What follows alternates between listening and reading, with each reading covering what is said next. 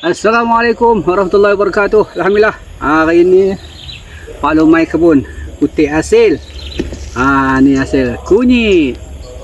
Tak sangka duduk dalam ni, dia tanah gambut. Dia memang elok. Tengok ni. Memang banyak hasil dia.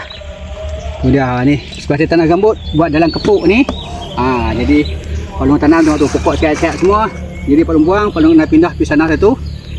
Pada pindah buat tanam kunyit pula lepas ni. Okey. Apa pun stay tune sampai habis. Kalau nak putih hasil lu kunyit, nanti Pak Long tanam semula. Okey, bye.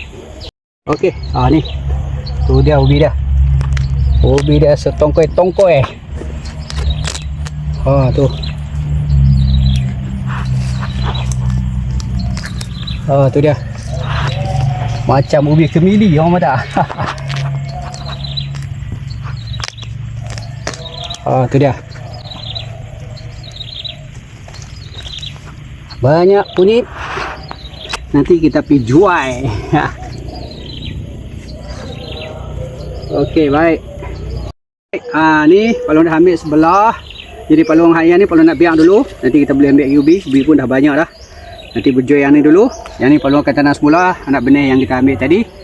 Jadi Pak Long tanam sebelah dah.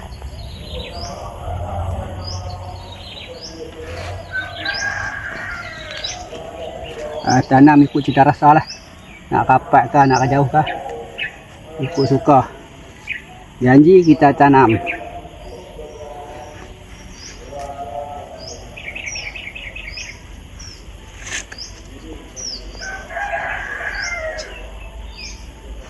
Okey.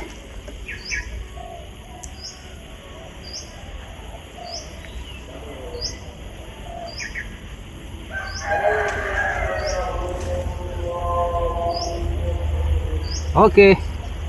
Baik.